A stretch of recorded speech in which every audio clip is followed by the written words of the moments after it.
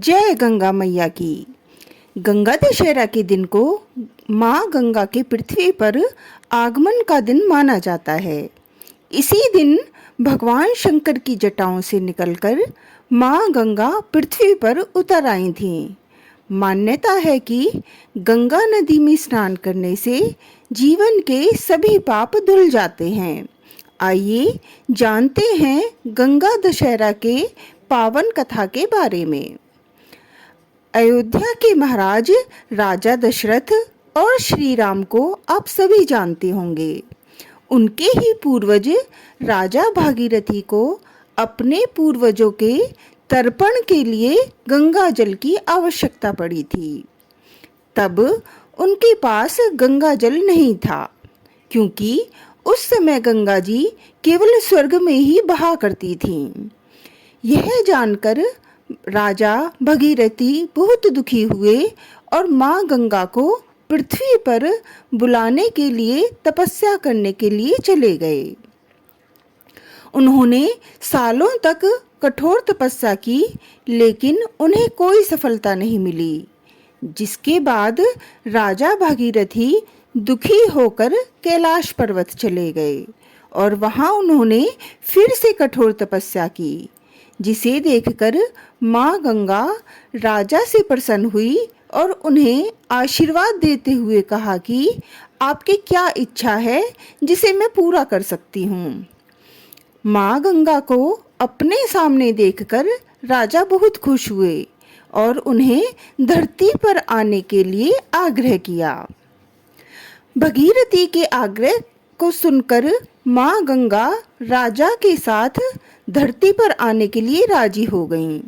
लेकिन इसमें भी राजा के सामने एक समस्या खड़ी हुई। माँ गंगा का प्रवाह बहुत तेज था। अगर वह धरती पर बहती तो आधी पृथ्वी उनके वेग से बह जाती।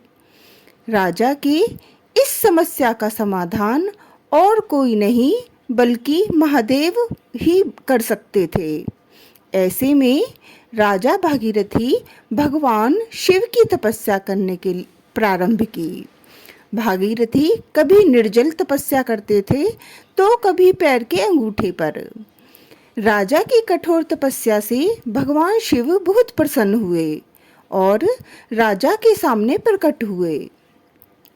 राजा से आशीर्वाद मांगने के लिए कहा।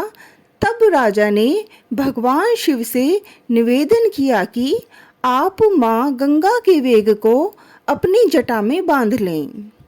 भगवान भोलेनाथ ने राजा की इच्छा स्वीकार की और ब्रह्मा जी अपने कमंडल से धारा प्रवाहित किए और शिव जी माँ गंगा को अपनी जटा में बांध लिए। करीब 30-32 दिनों तक माँ गंगा शिव जी की जटा में बंधी रहीं। फिर ज्येष्ठ मास के शुक्ल पक्ष की 10वीं तिथि को शिव जी ने अपनी जटा को खोला और माँ गंगा को धरती में जाने को कहा। राजा ने माँ गंगा के पृथ्वी पर आने के लिए हिमालय के पहाड़ियों के बीच रास्ता बनाया और माँ गंगा को धरती पर आने के लिए निवेदन किया। जब माँ गंगा धरती पर आईं, तब राजा ने उनके जल से अपने पूर्वजों का तर्पण किया।